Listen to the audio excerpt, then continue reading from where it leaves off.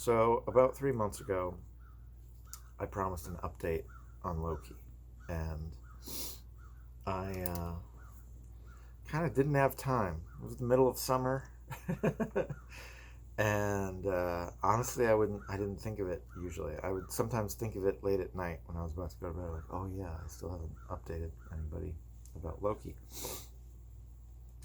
So I'll try to make this brief. I tend to be rather loquacious, but um, we adopted Loki in February. He was an abused animal. They're not exactly sure what his history was coming in, but he definitely shows signs of abuse. And we knew going into it that it was going to be a rough period of adjustment for him. Um, the first couple of weeks, the first 2 months, he bit us a lot. We had a lot of outbursts with him. Um, Sometime in May, he uh, he attacked Mimi. He basically came up behind her and bit her leg, and it was a pretty serious bite. It wasn't bad enough to go to the hospital for, but it looked kind of like a deep wound. He basically just punctured the back of her leg. Um, I guess I'm not describing it very well, but it did leave a scar. And like we didn't go to the hospital because it wasn't that serious. But at that time, I said, okay, we have to take him back to the shelter. This is not going to work. And so that's what I did. I took him back to the shelter, and because he has a history of biting, and this was his third return, they basically are going to would euthanize him. And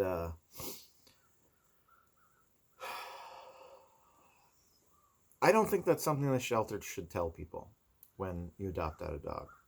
I think that's you're putting the burden on the person who's adopted the dog uh, to make that decision, and I don't think that's something. I think that's kind of information they should withhold from you, because it made both myself and Mimi feel guilty.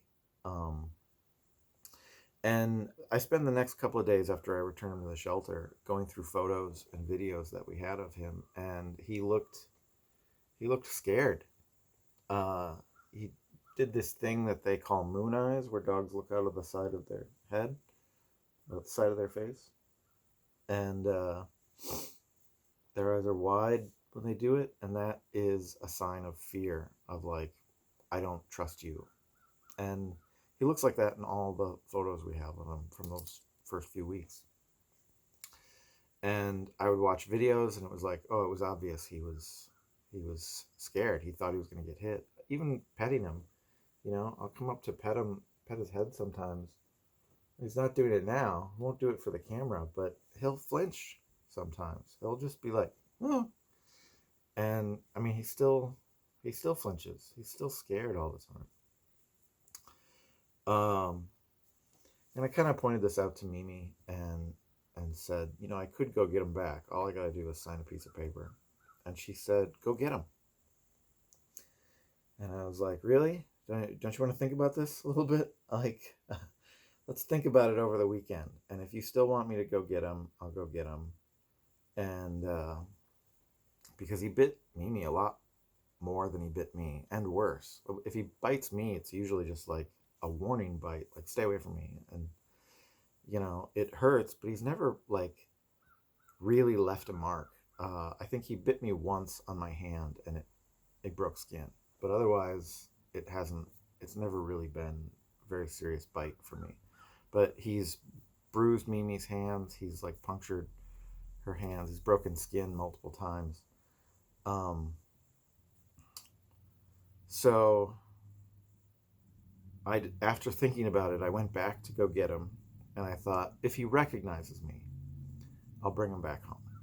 But if there's no recognition, then I'll keep him there. And as soon as he saw me, he jumped into my lap like he is right now, and he was so excited. He was like jumping around, and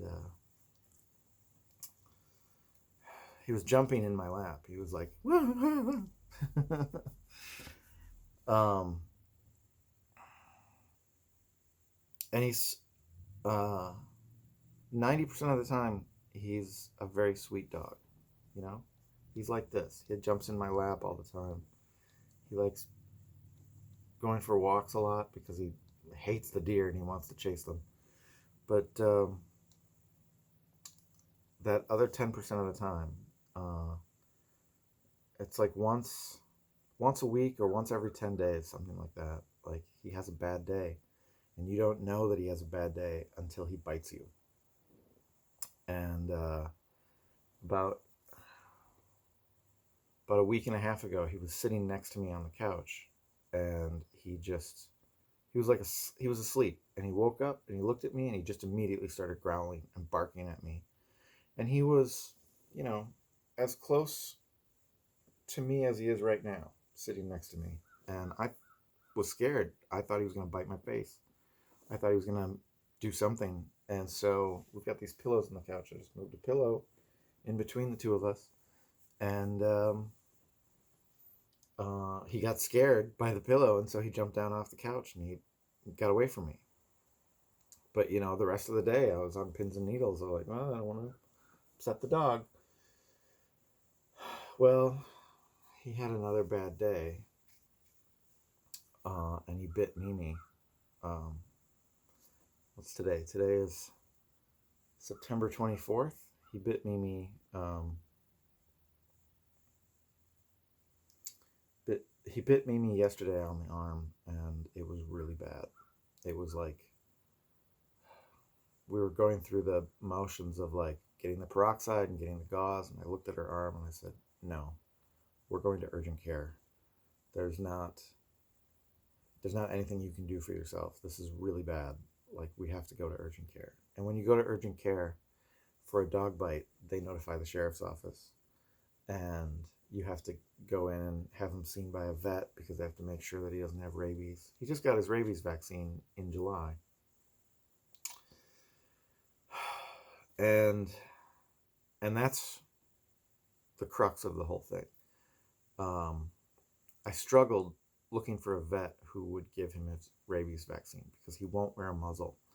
As soon as you bring a muzzle out, he recognizes it, and he gets hostile. And I found a vet who kind of worked with us and helped sedate him so that we could give him his rabies vaccine. And she said, he's too volatile. He's too volatile and aggressive. I won't see him again. If you want to euthanize him, I will help you with that. I will make sure that you can put him down safely. But as a regular dog, I'm not going to see him because he's too aggressive. And so that kind of became my thing. I have to like train him to wear a muzzle before his next rabies vaccine.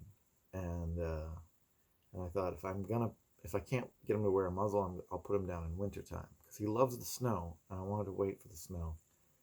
And we can't wait for the snow anymore because he hurt Mimi way too badly. And it came out of nowhere. It was completely unprovoked. And like I said, 90% of the time, he's like this. He's a very loving dog. And he's a cuddler. All he wants really is just to be loved. But there's that one day out of 10 where you approach him to love him and he's a fucking asshole and he bites you. And I don't want to live with a dog like that. Mimi doesn't want to live with a dog. I don't want to have a dog like that in my house who keeps hurting my wife. I don't. So I wish this was a happier update.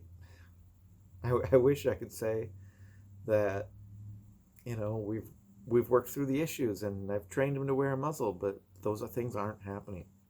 He won't wear a muzzle, and he keeps fucking biting my wife. So it's Sunday today, and the first thing I'm doing when the vet opens tomorrow is calling them up and saying, hey, I have to put my dog down. When do you have an opening?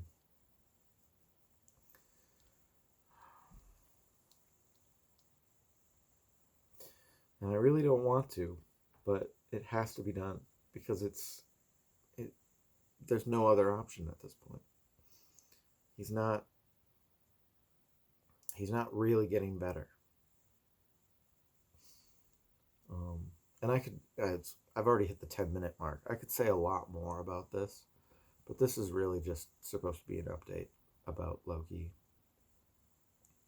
And I'm sorry that it has to end on a bad note, but this is where I am.